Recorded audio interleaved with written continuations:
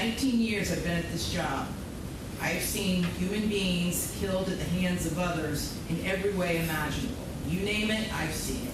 Shootings, stabbings, drownings, suffocatings, blown apart by cars and DUI manslaughter cases. Horrible things. This is the worst case I have ever seen as far as the facts go.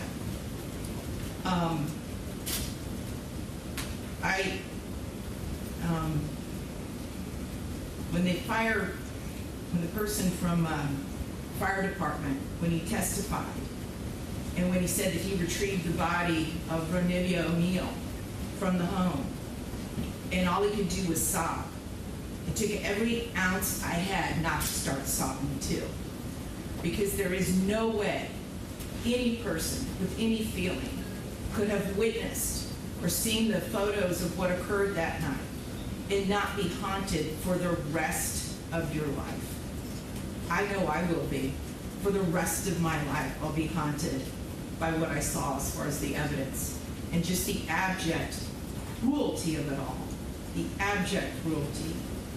And I was aware, because I reviewed a lot of the discovery ahead of time, as you well know, did a lot of in-camera inspection of a lot of documents. And I was aware there was some evidence, at least, that when you needed to recover from your gunshot wound, that neither your parents nor your Aisha, Miss Robinson, would let you come recover at their home. I don't know if it's true or not. I'm not going to get into a dispute. I'm just mentioning there was some evidence referencing that in the records. And all I could think about, because I knew that Miss Barron was not with you romantically at the time. And I knew that she just out of the goodness of her heart let you come stay with her. And it is beyond tragic that that critical decision ended in so much horror for her and for her children. It is unspeakably cruel what happened as a result of that one decision. The way that Ms. Barron died was horrific, and that 911 call, which captured truly all of it. You heard, and everyone who's heard that 911 call heard a death scream. If anybody ever wants to know what it sounds like before a human being dies, knowing that their death is imminent, that's exactly what it is. That was a death scream. We don't see if it's true. But what happened to little Ronidia and to little Ronnie, but I'm going to focus on Ronidia because she was special. And you could tell Miss Barron had done everything she could to create a beautiful home for her family. I noticed that the Ronidia's bedroom, before you set it on fire, you could tell she tried so hard to make her feel like a princess. Kenyatta did everything she could. And I noticed too in the kitchen, on the refrigerator, she put up magnets that said faith, love, family, hope.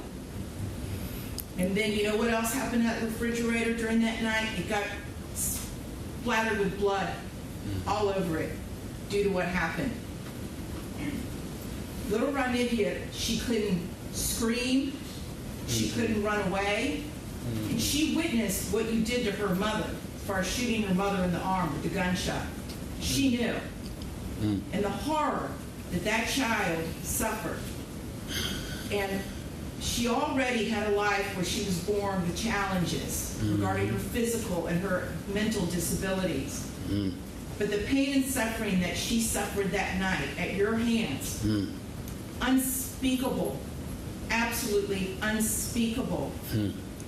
And at the moment, that first time you struck her with that hatchet, and little Ronnie testified that all he could see was tears coming out of his sister's face. At that moment, that child knew.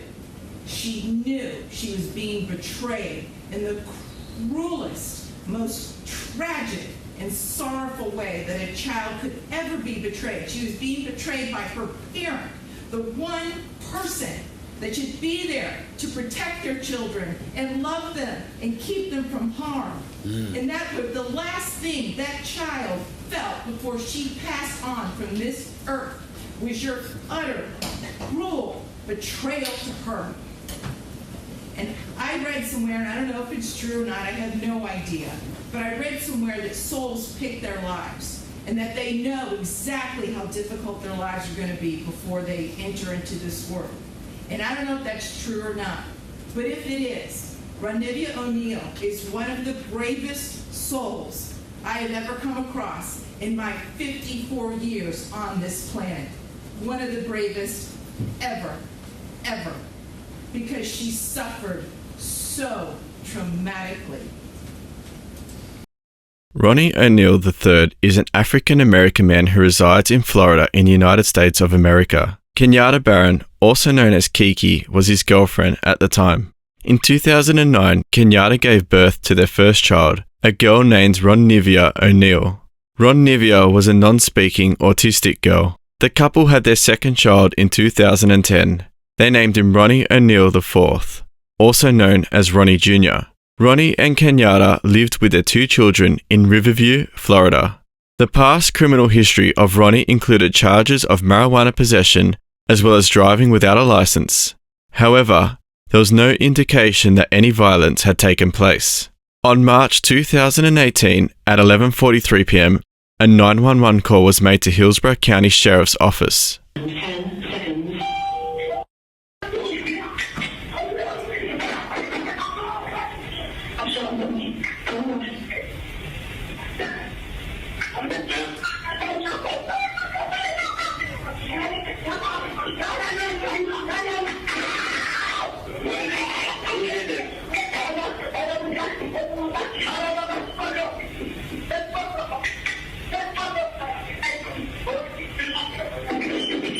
Listen to the background.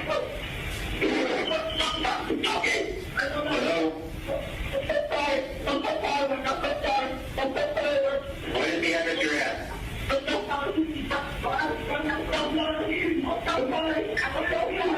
Hello, ma'am. What you hear in the background is the fire alarm going off. Where's the gun? Who did this?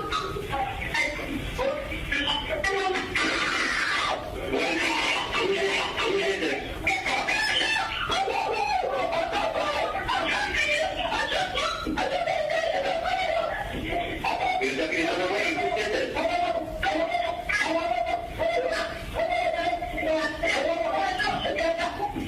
You hear it in the background.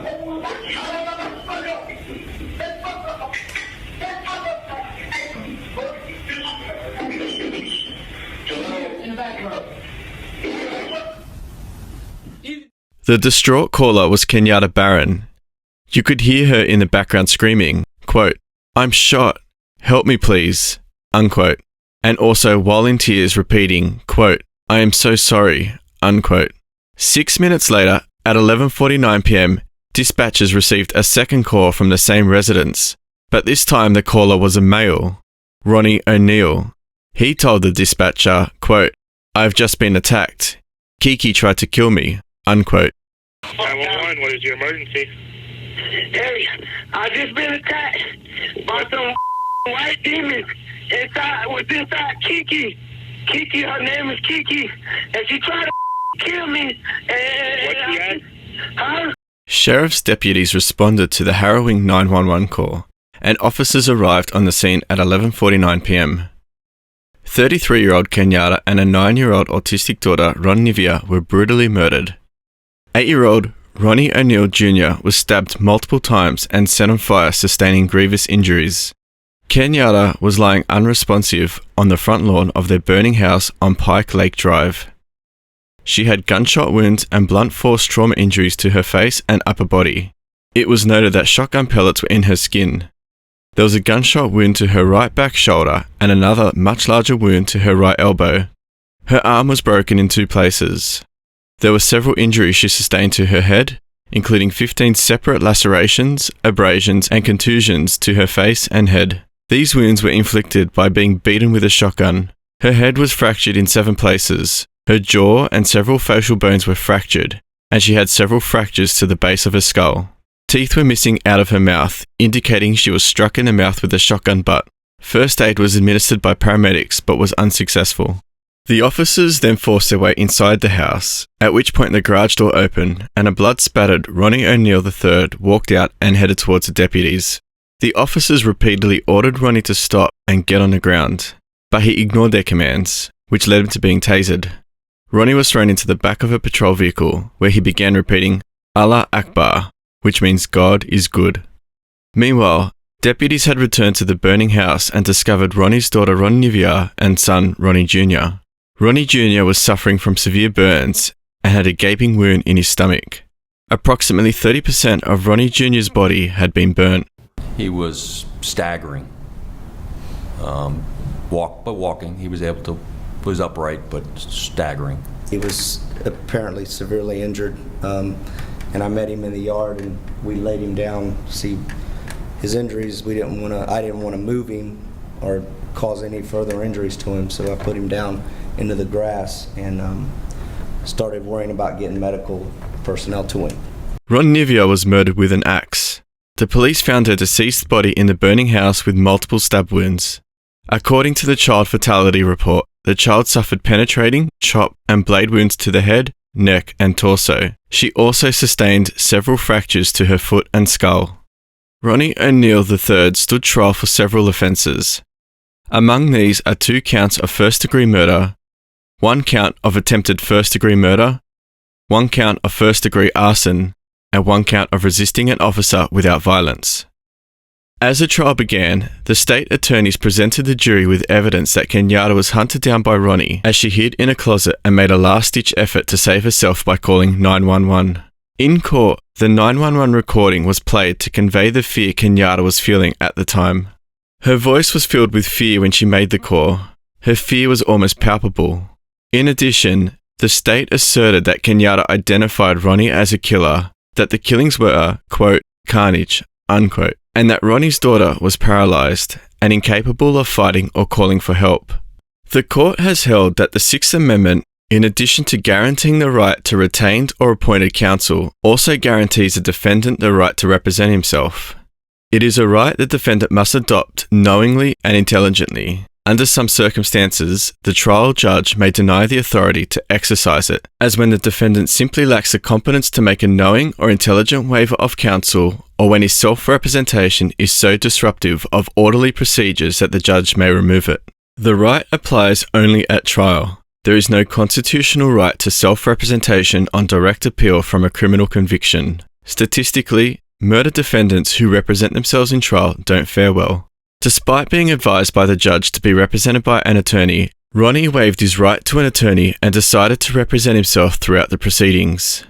I didn't want this to form the foundation of this video, so I'm not going to dwell on it too much. But from my standpoint, I believe the judge should have rescinded this decision. After you hear his opening statement, I think you will be able to reach the same conclusion I did. The evidence is going to show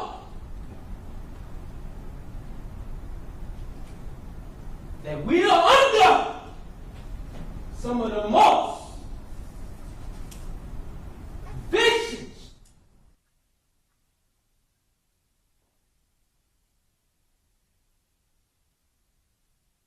lying,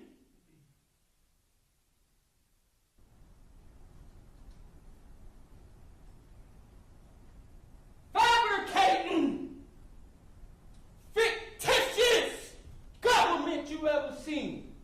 By the time it's all said and done, you will see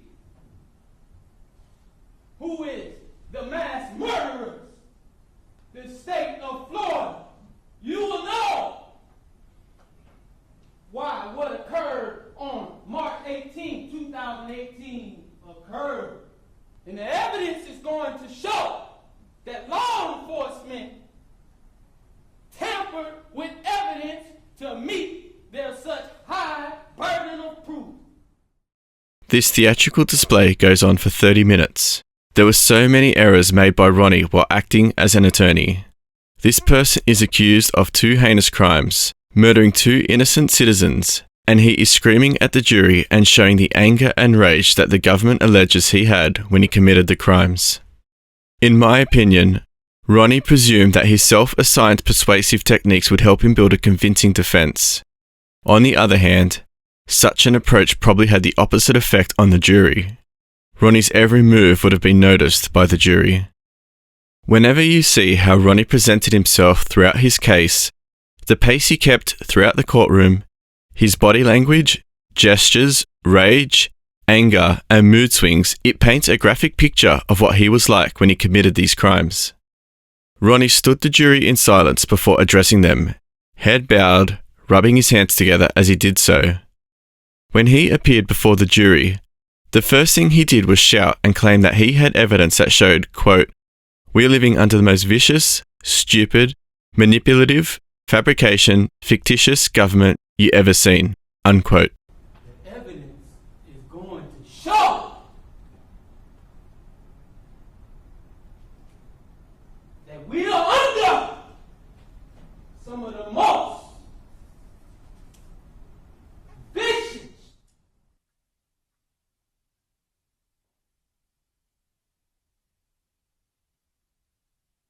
lying,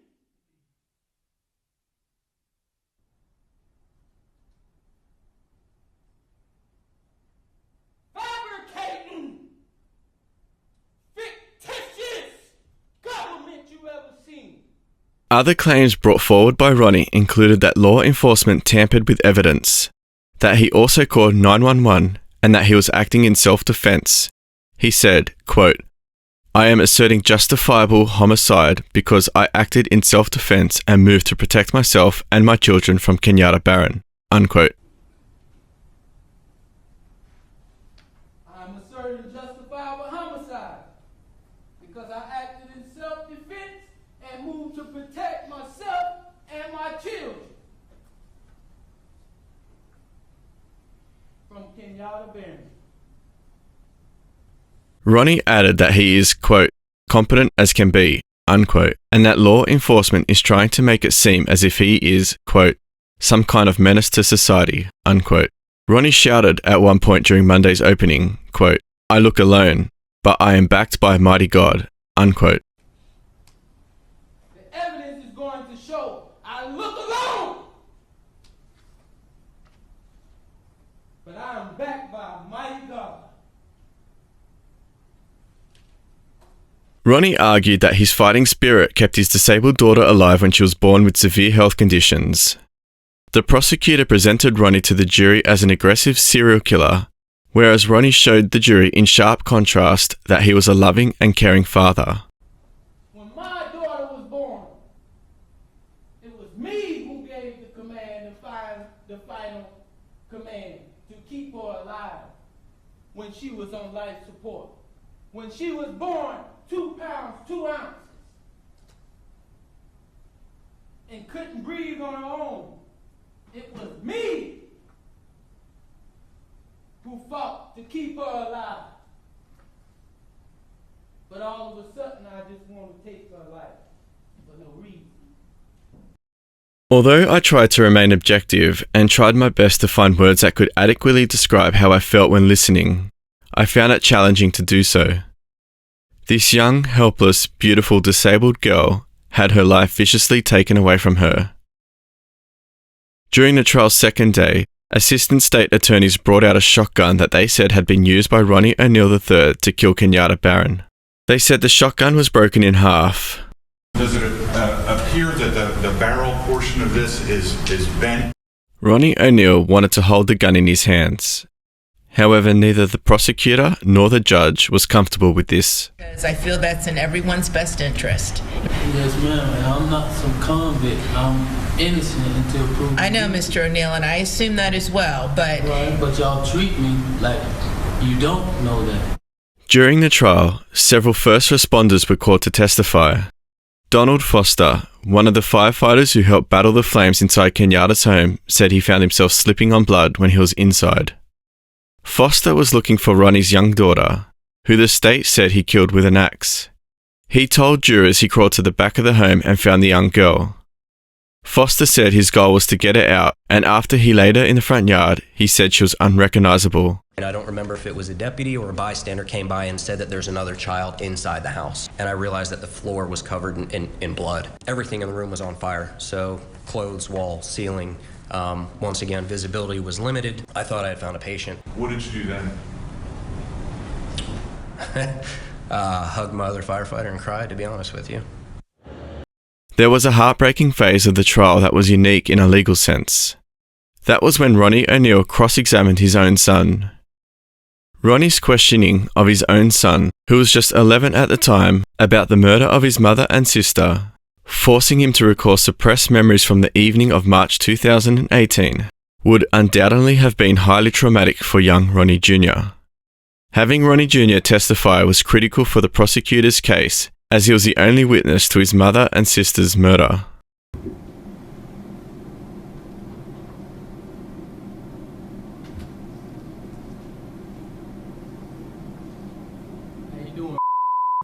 Good. It's good to see you, man. Good to see you too.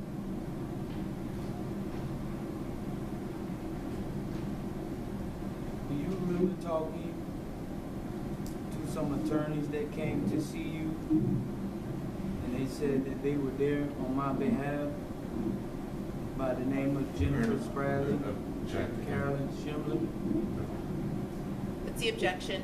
Improper impeachment. I'm not impeaching. Okay. I'm asking questions. Well, the question on the table is if he recalls the attorneys coming to see him. He can answer that question as far as yes or no, but then we'll see what the next question is. So you can go ahead and answer that question. Do you recall that event happening? Yes.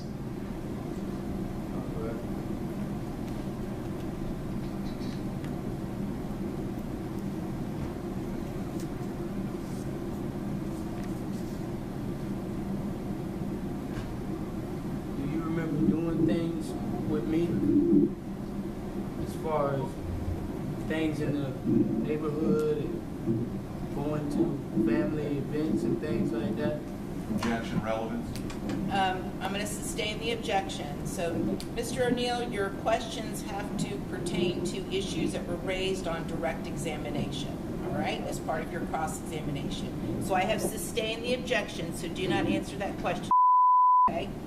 Next question, Mr. Oneal.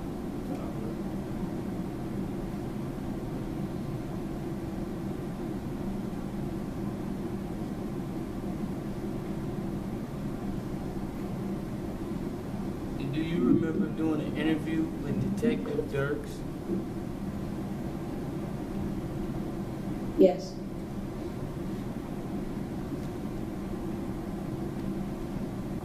Did you guys go to basketball and football games and things like that together? I'm sorry, say that again. Did you guys go to a Bucks game together? Yes. Did you guys talk about anything that happened that night? No. No? At any time, did he talk to you about those things and tell you what to say here today? No. What about your new dad, Richard? No.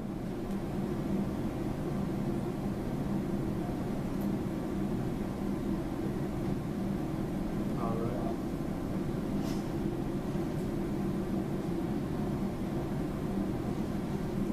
Did you see me beat your mom? No. Did you see me shoot your mom? No.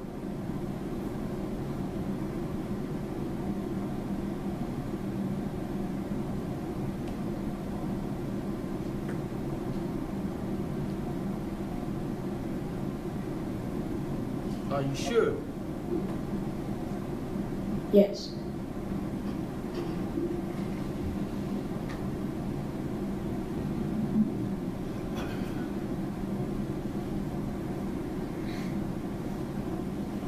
Do you remember doing an interview with a woman named Jennifer Miller?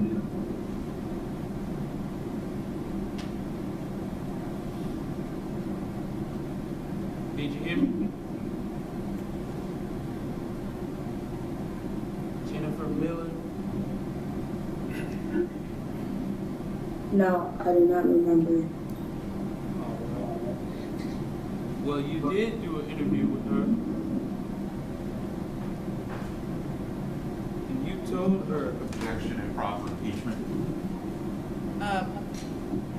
What are you getting ready to ask him next?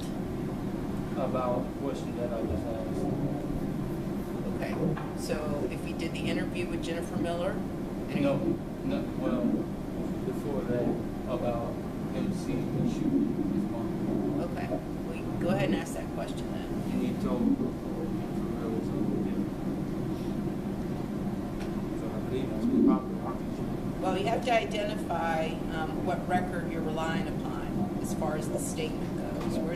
Oh, yes, ma'am. I was about to do that. I know, but you have to identify for the record, so you need to give the state the heads up on what record you're going to be utilizing or relying upon. Well, is Jennifer Miller interview page 24? Okay. Page 24 of what? Line 15. Is that from a deposition or from a report? That's not from a report, it's from an interview. That was sort of a deposition from Jennifer Miller. All right, State, do you know what Mr. O'Neill's referring to? I believe this is a forensic interview that occurred shortly after. Okay, so go ahead. Page 24, line 15. Do you remember telling her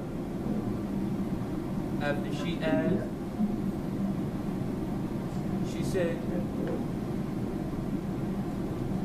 and then you said that there was a shooting outside, and then in your sister's closet.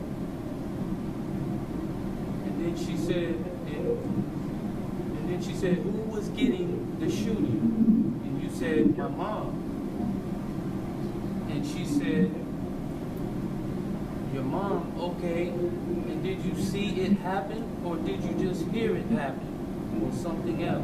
And you said, I heard it and saw it.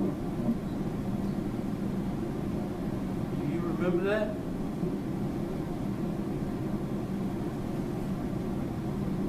Do you remember making that statement to Miss Miller? Yeah, just answer yes, no, or I don't know.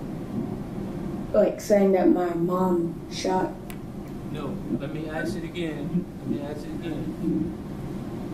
You replied to Jennifer Miller's question. She asked you who was getting the shooting, and you said, your mom. And she said, okay, did you see it? And you said, I heard it and saw it. Do you remember saying that to her?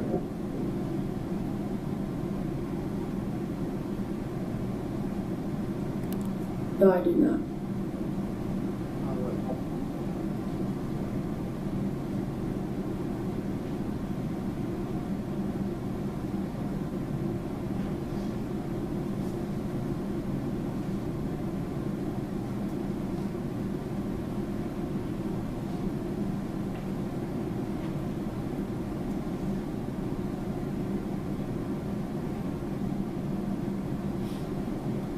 But you did hear a shot that night. Is that correct? Yes.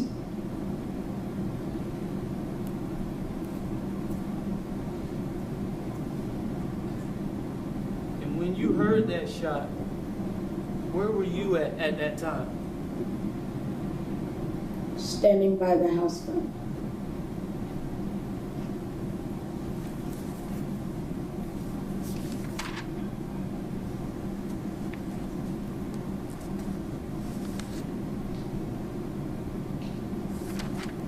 All right.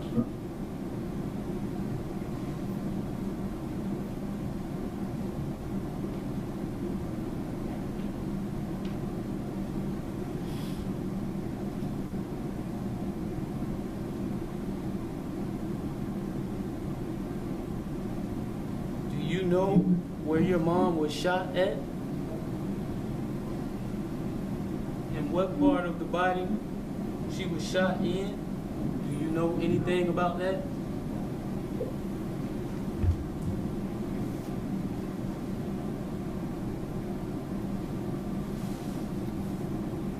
Can you hear me fine? You said where she was shot? Yes, sir. Do you know where your mom was shot at? No.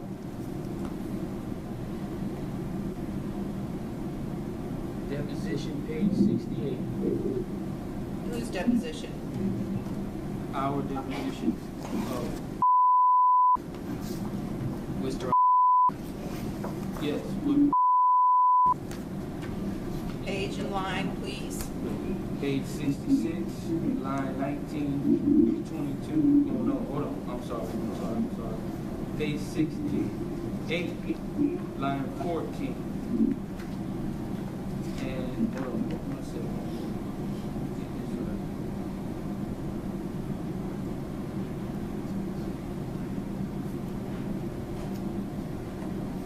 Oh, I'm sorry. This is not a deposition. This is page 3. From what? 23, interview, second interview with Detective Dirks. Page 3 of 23, second interview with Detective Dirks.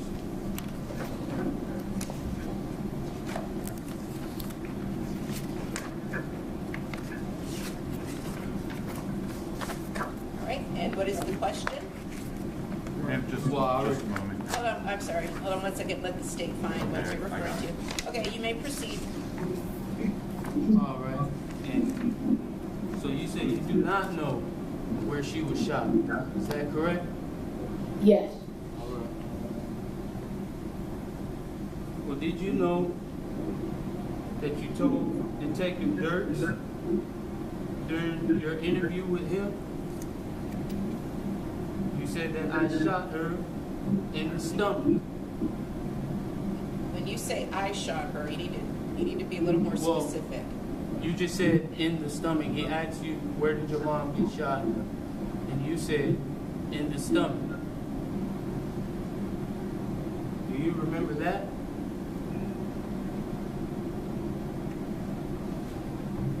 No, I do not.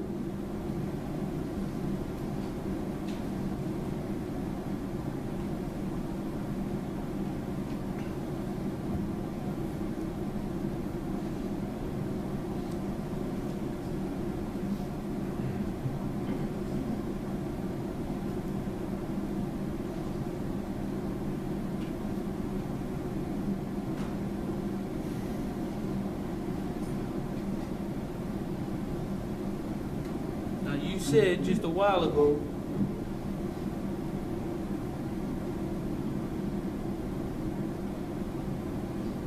that you did not see me shoot your mom or beat your mom. Is that correct? Yes.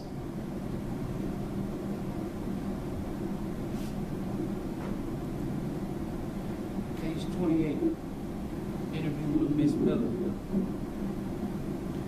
Jennifer Miller.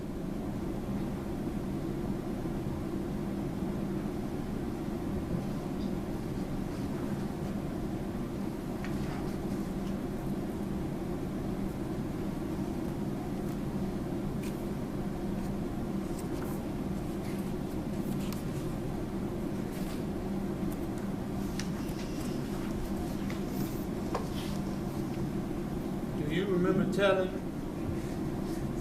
Miss Jennifer Miller that you saw everything and I was outside? Do you remember that? She said to you, did you hear? Did you hear? No, she said, you did hear? Did you see what was happening or did you not? You said, I saw everything. And she said, you saw everything? How did you see everything? And you said, because I saw everything. And she said, where? Were you outside or were you inside or something else? And you said, I was outside. Do you remember that?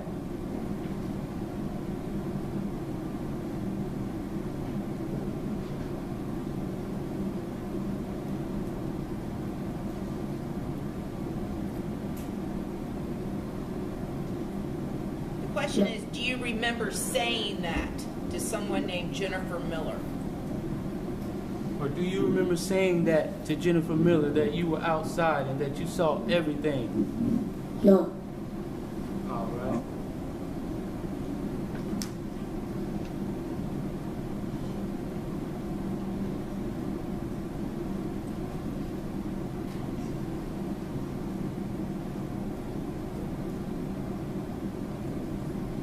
And did you know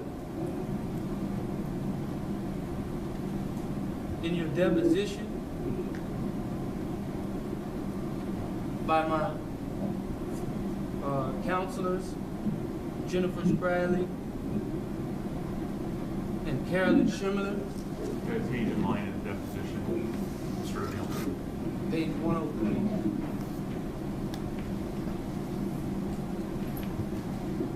Did you know that you told them that you never went outside with your mom before the police arrived? Do you remember telling them that?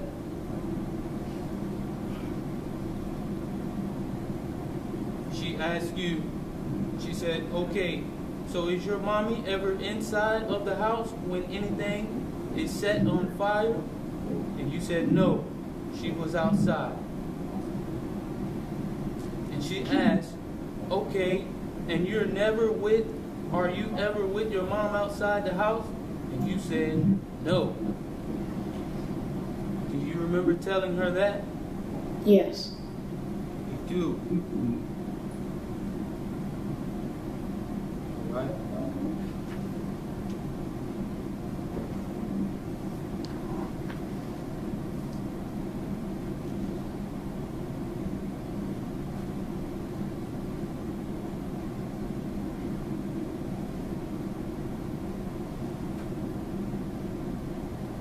Did I hurt you that night of this incident? Yes. I did. And how did I hurt you? You stabbed me.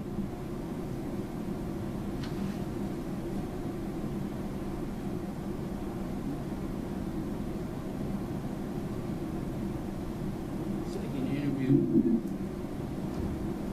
Detective Dirks. Give us a date of that date and time. March 26, 2018. Don't remember the time, but it was. Which Who was the interview with, Mr. O'Neal? the interview was with Detective Dirks. Okay. Page 20 of 23. Do you remember telling Detective Dirks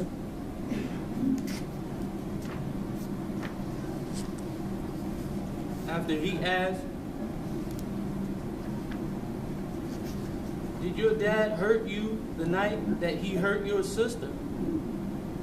And you said, no, he didn't hurt me. Do you remember that?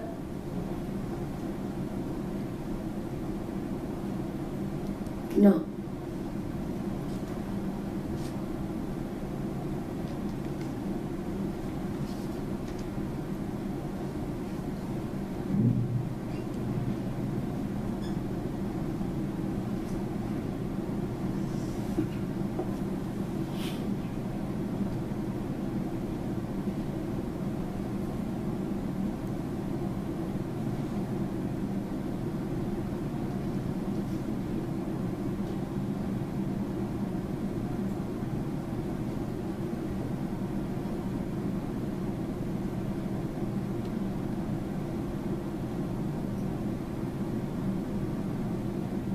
And you said just a while ago, I stabbed you with a knife, right? Yes. Detective Dirks, interview number 2, March 26, 2018, page 9 and 23. Do you remember telling Detective Dirks when he asked you, when did he hurt you with a knife? And you said, I don't know. Do you remember that? Yes. Do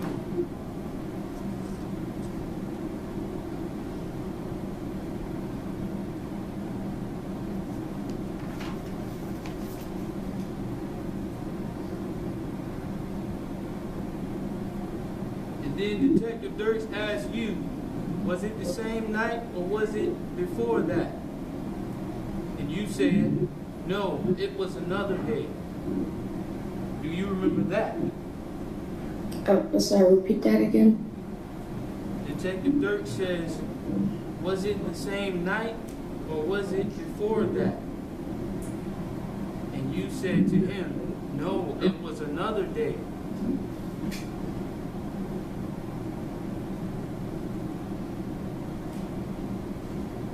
And he said, and was that the same night you came to the hospital for all this or something else?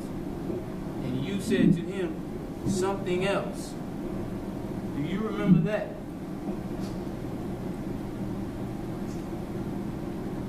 I don't understand. All right, I'll pose the question again. Well, do you recall telling Detective Dirks that? Yes, no, or I don't know?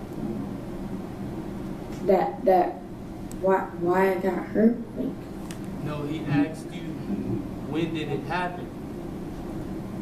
That night. He asked you, when did your dad stab you? And he said, was it that night or was it something else? And you replied, it was something else. no, I do not remember saying that. All right.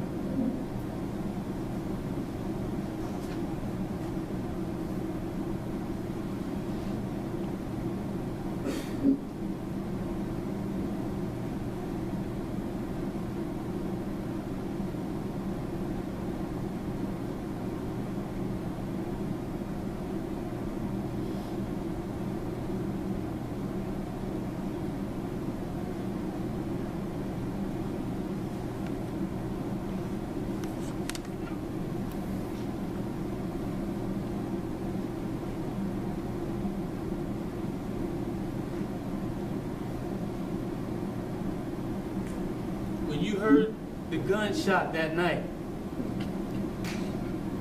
can you hear me? Yes. When you heard that gunshot that night, was your sister hurt already, or was she hurt after that shot? She was hurt after that. All right.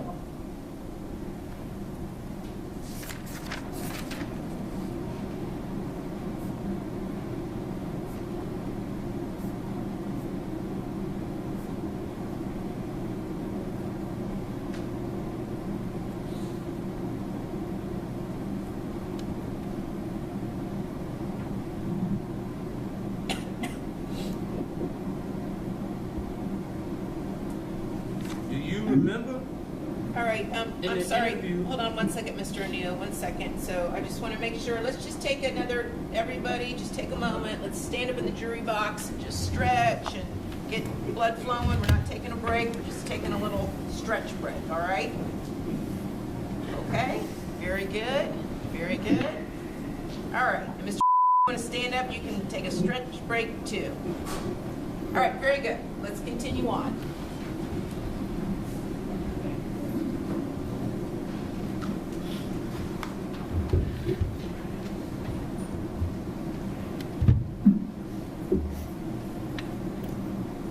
You did say that your sister was hurt after the shot, right?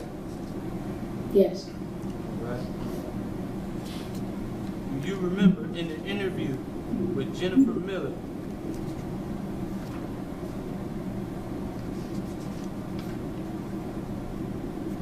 pages 34 and 35.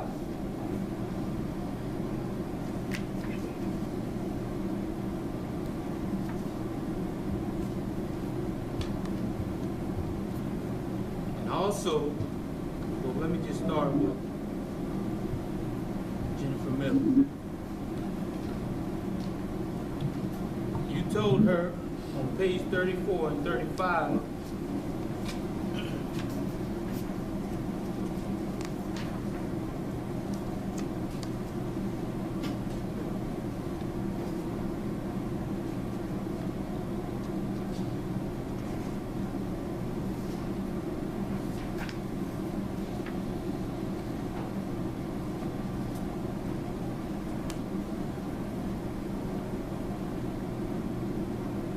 said,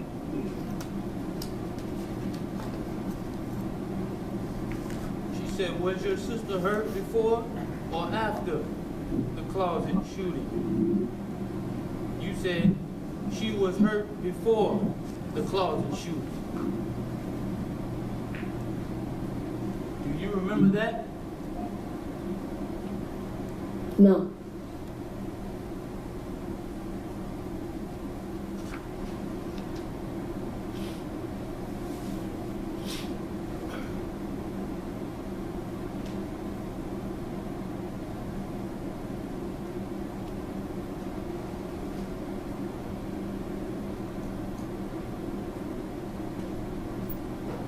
And do you remember telling Detective Dirks on page 19 of 23, March 26, 2018,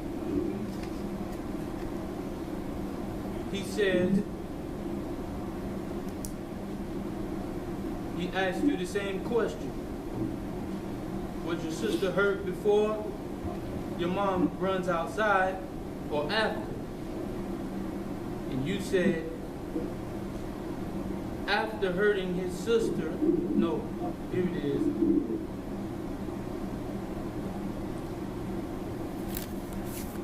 You said after hurting your sister, then I hurt your mom and ran outside. Do you remember that? No.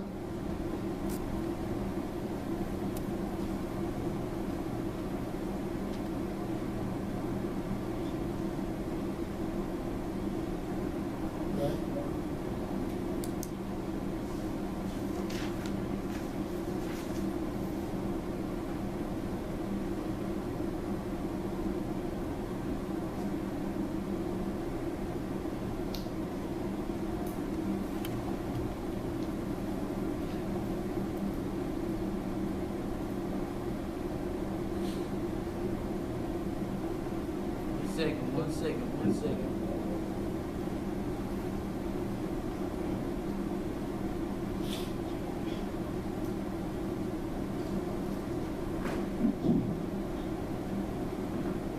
And do you remember telling Detective Dirks, same interview, page 20 of 23, he asked, can you hear me? Yes. He asked, so he hurt your sister first and then went outside? And you replied, no. Yeah, and pretty sure. Do you remember that?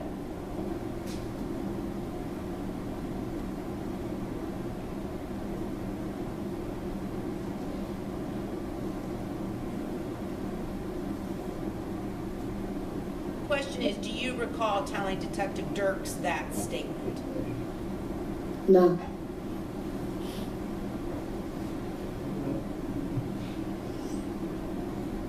It's all right if you don't do what you don't. Just... All right, what is your next question, Mr. O'Neal?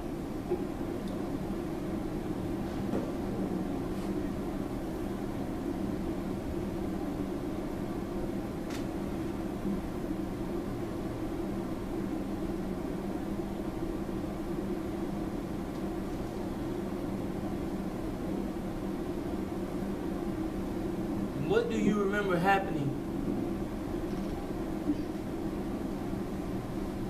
after the shooting with your mom outside?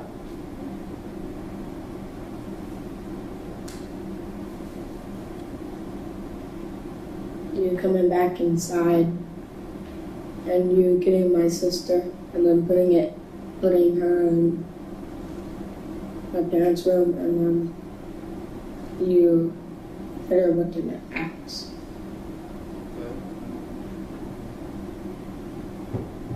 Jennifer Miller, page 29. Do you remember telling Miss Jennifer Miller in an interview? She asked, what happened after the shooting with your mom outside? And you said... Hold on, what page of the Jennifer Miller interview, Mr. O'Neal?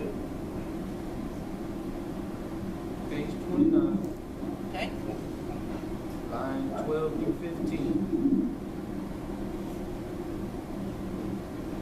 And she asked you, I'm going to repeat the question. She asked you, what happened after the shooting with your mom outside? You replied, nothing. And she said, did anything happen to you? You said, no.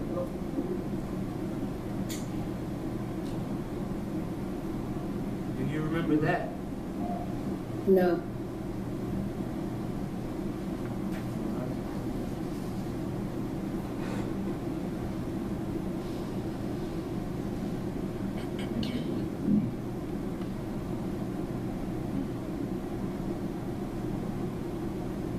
So, you just said a while ago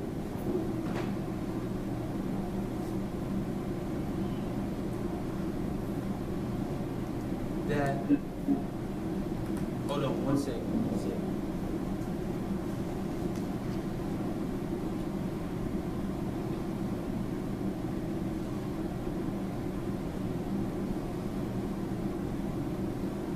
Now you just said a while ago that I came back in and took your sister from her room to your mom's room and hit her with an axe, right? Yes.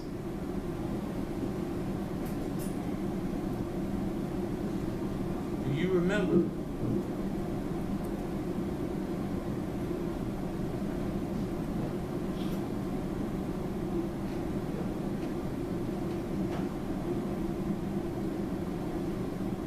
One second, I'm trying to keep up with all of this. All right. In your deposition, page 99.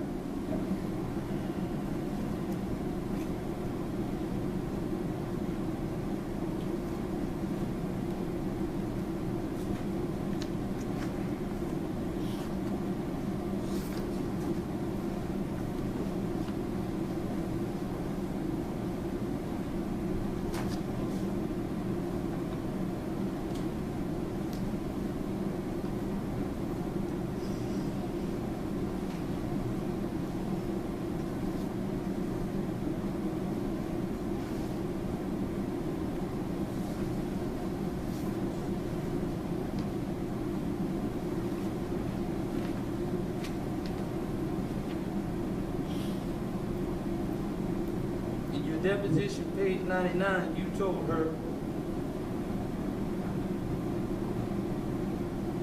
you said, when asked, where is your sister? Where was your sister when mom and dad ran outside? You replied, she was in my mom's room. I don't see that on page 99, Counselor. You're still referring to page 99. That's page 100, I'm sorry. Page 100.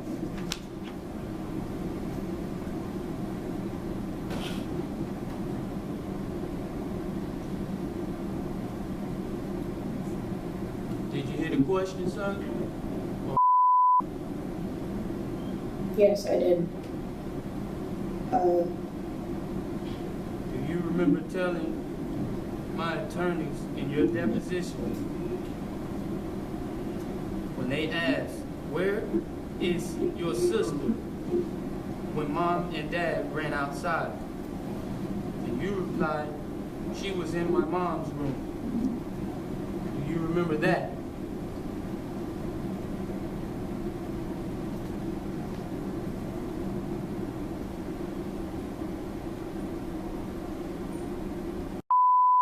Okay, listen, again, the question is, Mr. Do you recall making that statement during your deposition? It's either yes, no, or I don't know. Don't interrupt me, Mr. O'Neal. Okay? So that's, do you recall making that statement, Mr. No.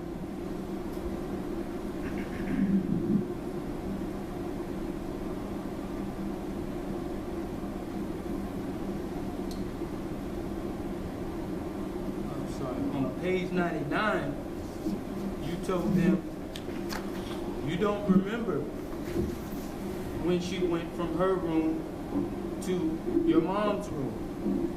Do you remember making that statement? No.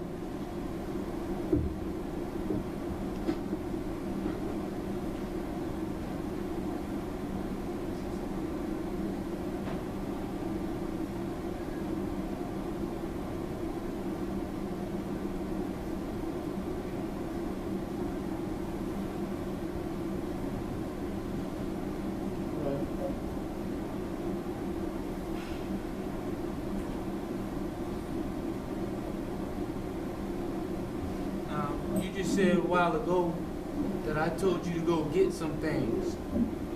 What did I tell you to go get? A knife.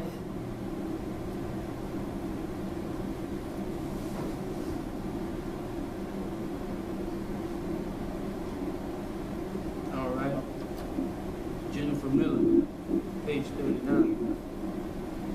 Do you remember telling Miss Jennifer Miller when she asked, did your dad ask you to bring him anything or tell you to go get anything? And you replied, no. Do you remember making that statement? No.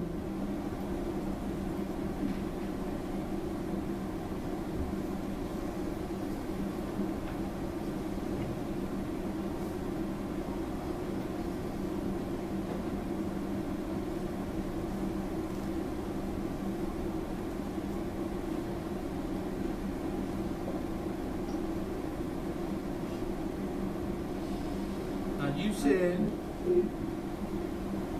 that I got some matches or some objects and lit some things on fire. Is that correct? Yes.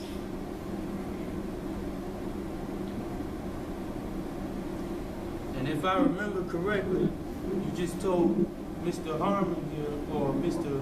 Gale that you saw me sprinkle gasoline over your sister's body. Is that correct? Or you said that I sprayed gasoline everywhere. Is that right? Yes. Is that a yes? Yes.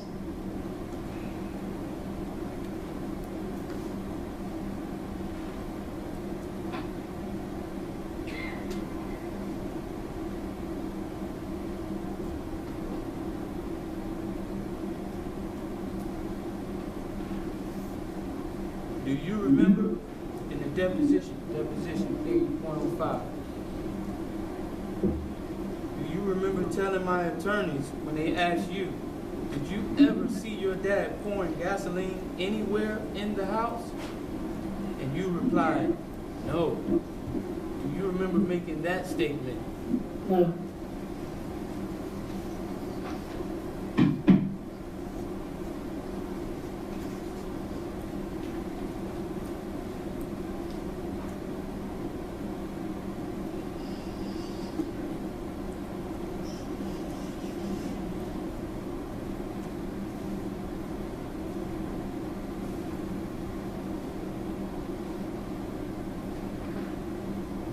You said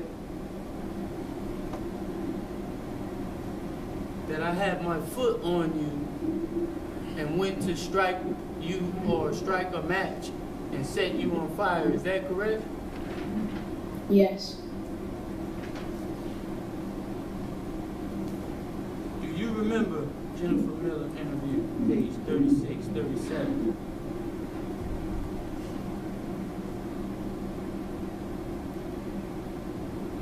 Remember telling Jennifer Miller after she asked, how did you get burned? And you said, I got burned because the fire came to me.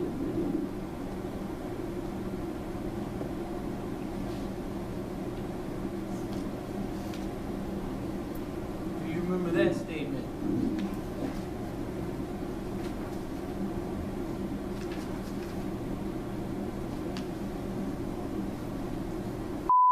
Have to answer. Do you recall making that statement to Jennifer Miller? No.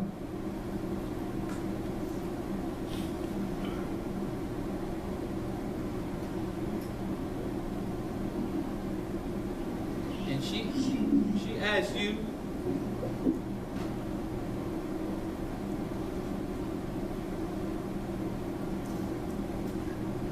Hold on 1 second.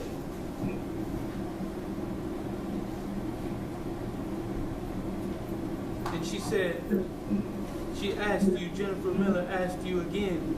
She said, how did it come to you? And you said, the fire went to me. And, no, pardon me. That was the line before. She said, how did it come to you? And you said, I don't know.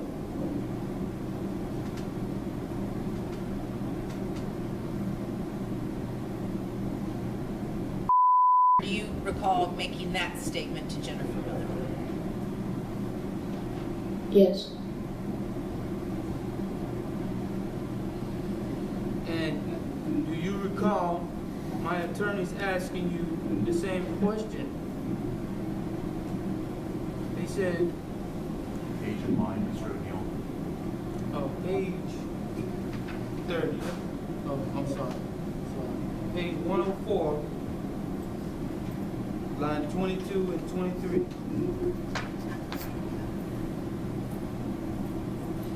My attorneys asked you, they said, all right. Hold on 1 second. They said, how did you get burned? And you said, I have no idea. At this point, I'm going to object to improper impeachment even today during his testimony. He testified to how he got burned. So this is not impeachment. All right, very good. I'm gonna, at this point in time, overrule the objection, but I do think that's how he's testified. So go ahead and answer the question, Mr. Do you recall making that statement or not at your deposition?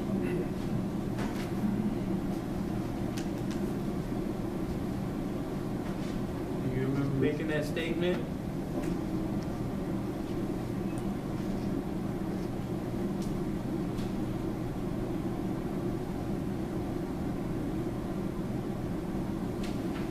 You just have to answer the question. Do you recall making the statement? That's all. No.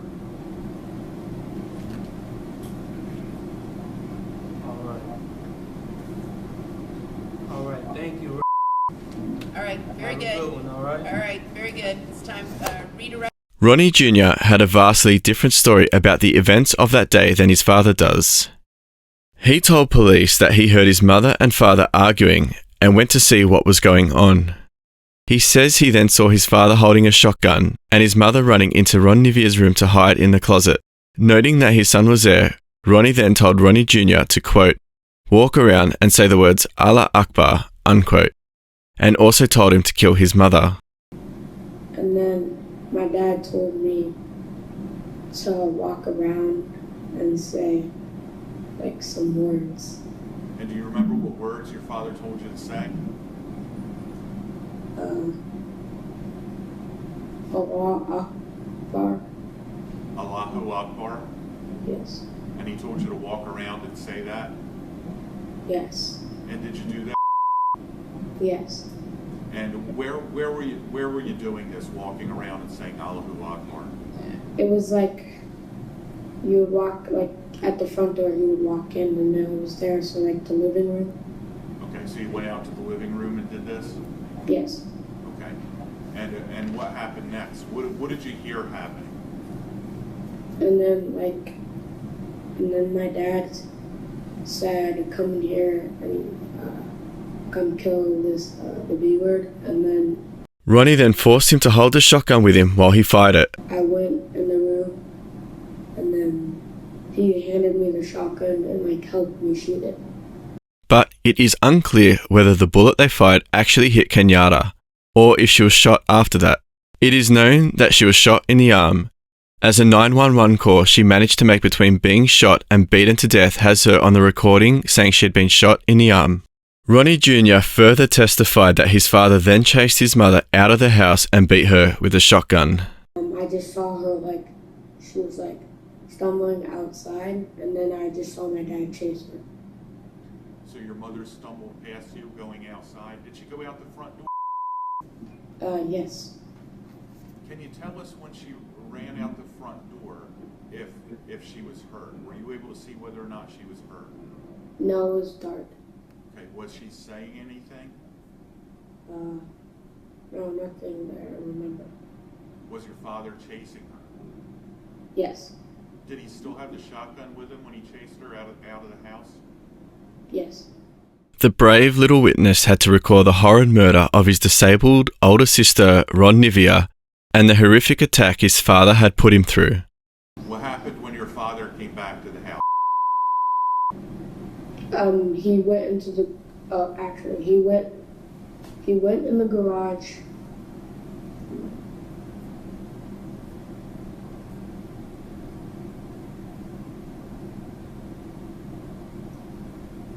Did he do something to your sister? Yes, he hit her with an axe in the head, and then in the back, and the back, and then the head. And then I saw her eyes roll, and then there was blood everywhere. Did you see where he got the axe from? No, I did not. Okay. Had you ever seen this axe before? Yes. Where was your sister when your father hit her with the axe? She was in my parents' room. How did your sister get into your parents' room? He dragged her, dragged her into my parents' room. And when you say he dragged her, or do you mean He grabbed her into my parents' room.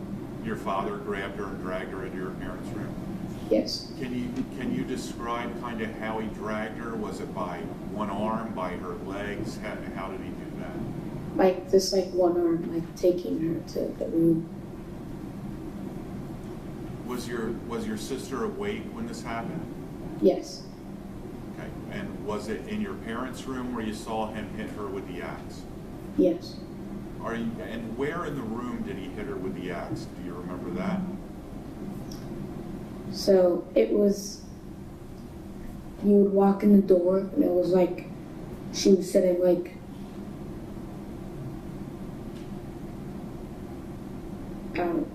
she was sitting right by the door, but you could close it and she would still be in the room, but so she was in the room basically, but by the door.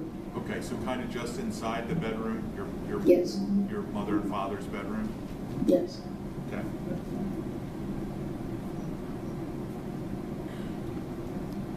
What do you remember happening next? He hit her in the back in the axe, and then in the head, and then there was blood everywhere, and then he lighted something. He lighted something with the tissue and a match. He lighted something with a tissue and a match? Yes. Do you remember your father ever having a can of gasoline? Yes, he spread it everywhere, and then he got the match and then he dropped it on the ground, and then it all the fire up here. Before he did that, did he cover your sister with anything? Cover? Did he put anything over top of your sister? Do you remember? You don't remember? No. Okay. But he started a fire in that room. Did he close the door? I do not remember that, no. Okay. What happened next? And then he went in the garage, I followed him. And then he put me on the ground. He put me on the ground, and then he had his foot on top. I was laying on my stomach, he had his foot on top of me, and he was holding me down, and he was lighting a match. He was lighting a match with the tissue, and then he threw it down. And then Do you remember your father pouring anything on you? Do you remember feeling anything wet on you? No, but I remember actually before that, he called someone, I don't know who, and he said, I just killed someone. I just killed this bee. Okay. Did your family have a lawnmower? Yes, we did. Do you remember anything about the lawnmower that night? Your father doing anything with the lawnmower? No, I didn't. Okay. Do you ever remember your father cutting you or stabbing you with anything? So when he tried to put me on the fire or whatever, he tried to light the match and put me on fire. I quickly ran up and went in the kitchen, and then I backed up. He like opened the drawer, and then I remember like my mind just like I wasn't understanding anything, and then I walked out the front door. Okay, so you remember when he was holding you down with his foot, and after that you were able to get up and run into the kitchen? Yes. And you remember him going to the kitchen with a drawer in the kitchen? Yes. The drawer in the kitchen, is that what you said? Yes. Yes. Okay. Do you remember getting burned at all? No. What do you remember about coming outside the house? Just flashes everywhere, and I just remember going to someone and saying that my dad killed my mom, and then I got like a mask put on me, and then I don't remember anything from there. Was there a lot of lights flashing and stuff when he came out of the house? Yes. I also want to note Ronnie's calm, almost lawyer demeanour during questioning contrasted with his bizarre and impassioned opening statements on day one of the trial. I suspect his ego was deflated, and by now he realises his decision to not have an attorney represent him was a wrong decision. Ronnie Jr.'s father has just questioned the accuracy and truthfulness of his recollection.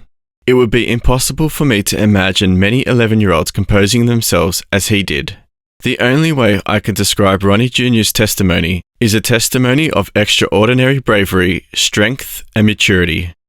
Another key witness to take the stand was Detective Tom Dirks, the lead detective in the murder case. On cross-examination, it seems Ronnie Oneal's questions didn't go as planned. I noticed that the clothing that he was wearing appeared to be stained with blood, and I also noticed a strong smell of gasoline coming from the backseat of the car and or his person. Do you draw any conclusions that I committed any murder in this case?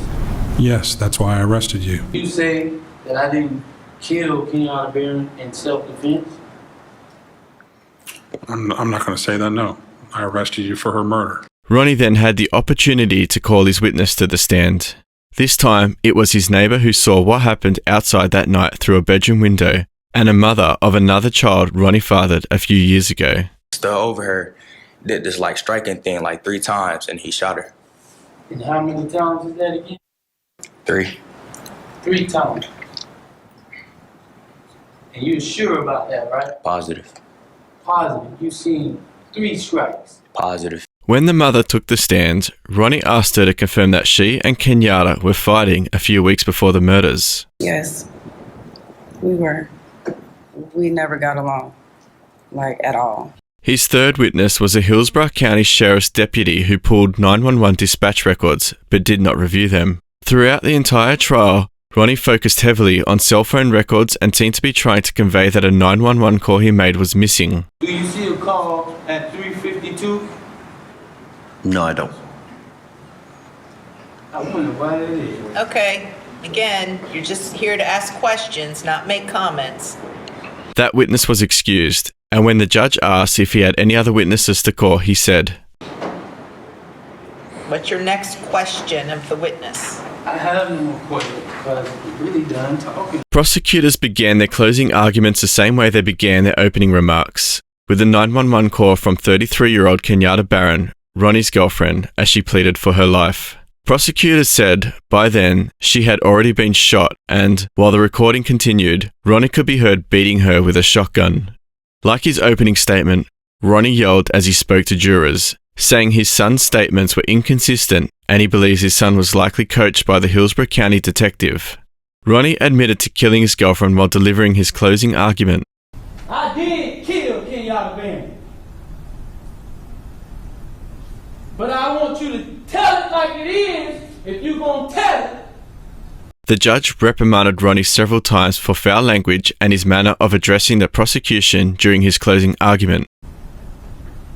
Because if you think I'm here to play around with y'all, God damn it, I'm not. All right, Mr. O'Neill, please stop using swearing language. It's not appropriate in a closing argument. Shortly after Ronnie made his statement, juries began deliberating in the double murder trial against him.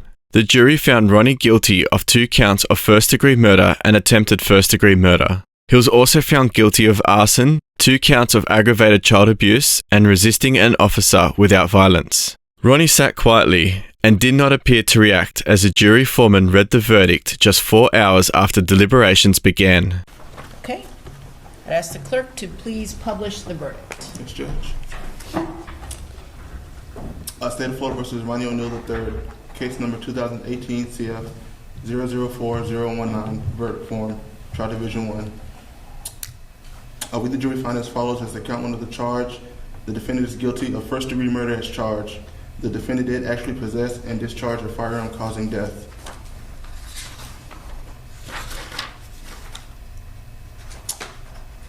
We, the jury, find as follows as the count 2 of the charge. The defendant is guilty of first-degree murder, premeditated murder, and felony murder. The defendant carried, displayed, used, threatened to use, or attempted to use a weapon.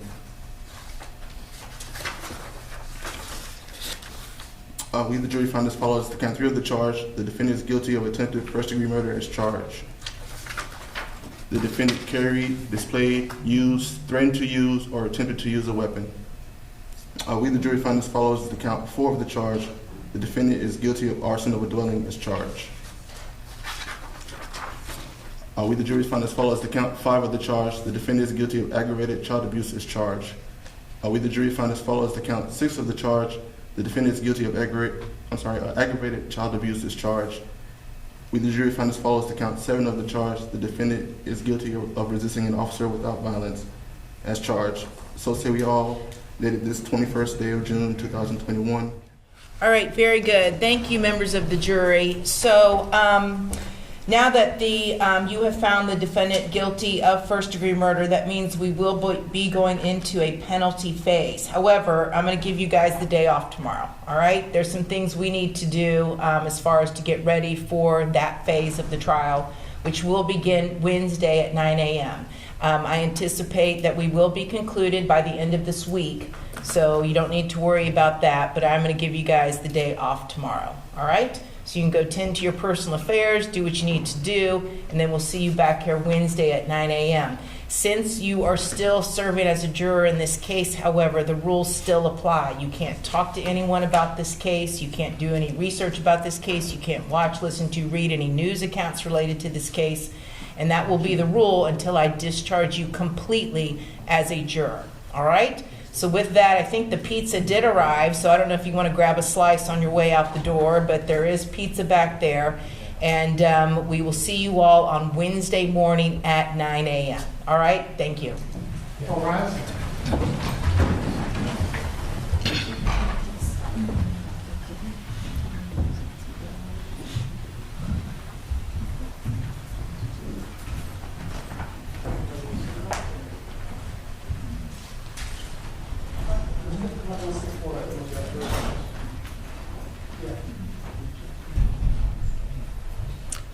Okay, everyone, have a seat. So, Mr. O'Neill, now that you have been found guilty of first-degree murder, we now go into penalty phase.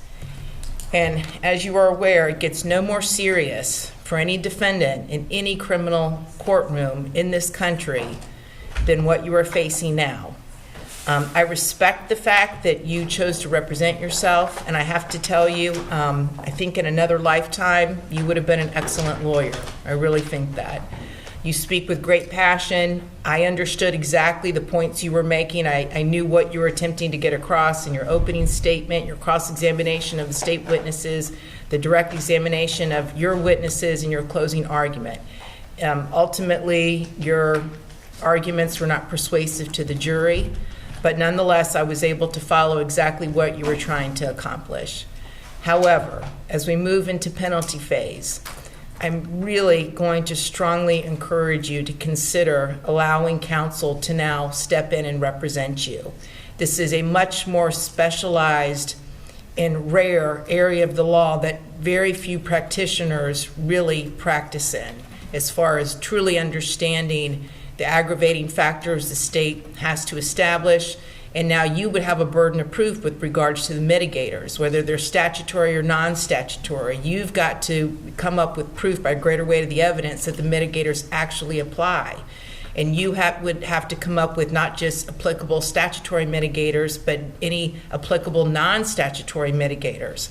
And I'm quite confident that your standby counsel would have a much better grasp on what those potential non-statutory mitigators would be.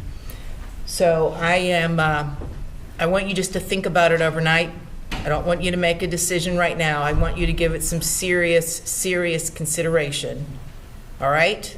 Yes, and we're going to reconvene at 10 o'clock tomorrow morning, and we'll discuss it further, and you can tell me then. But I really want to strongly advise you to go ahead and let counsel represent you in the penalty phase, because the consequences are so serious.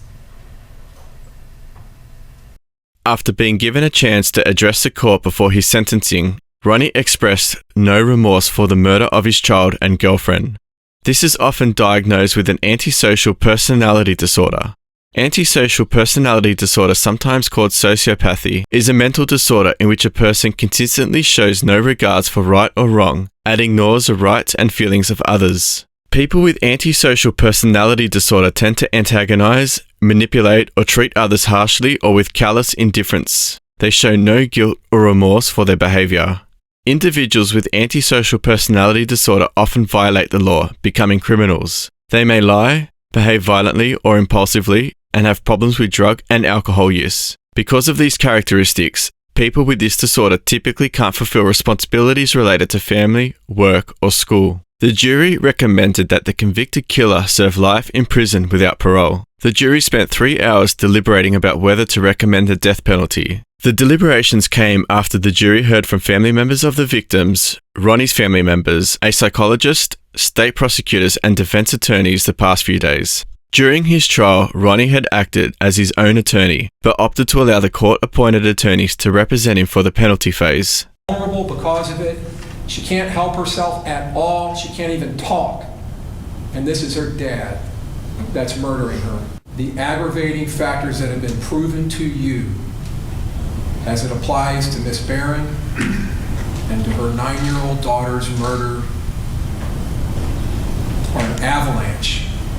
Objection. An avalanche. Argument. Overruled. An avalanche of significance and power that overrides and blots out any suggested mitigation. She was trying to use that as an example of him having another near-death experience and that he survived. An idle mind is a devil's workshop. Ronnie feels like he's under attack. He's up all night. He's paranoid.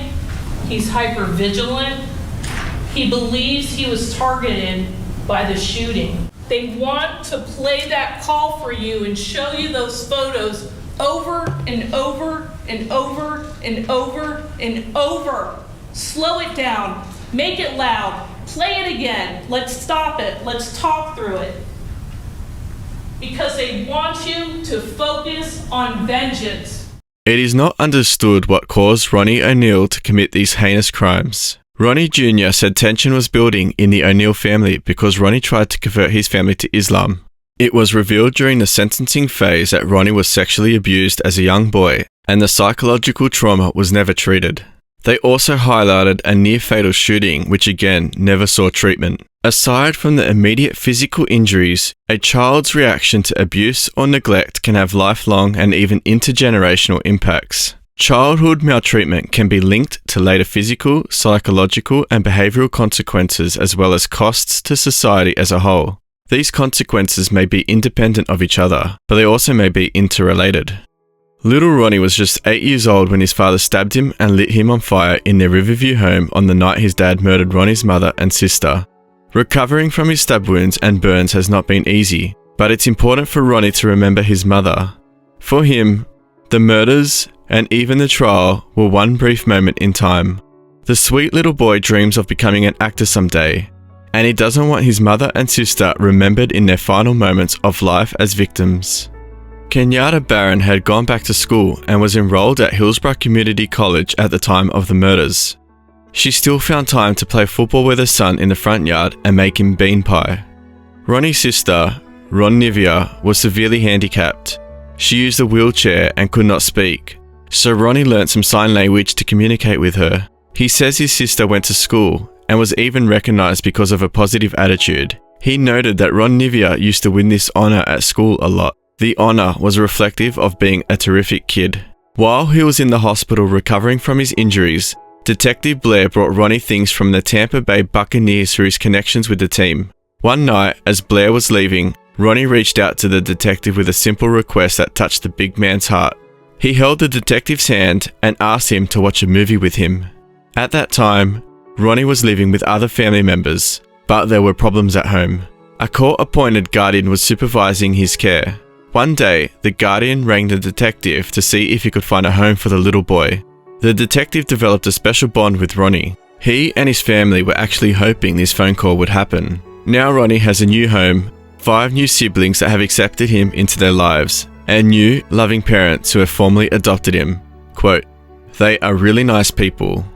They are the best mums and dads, and they really take care of me. There is no one else better than them." Unquote.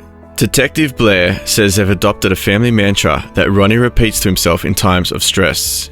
It goes, "I am safe, I am loved, and I am part of this family."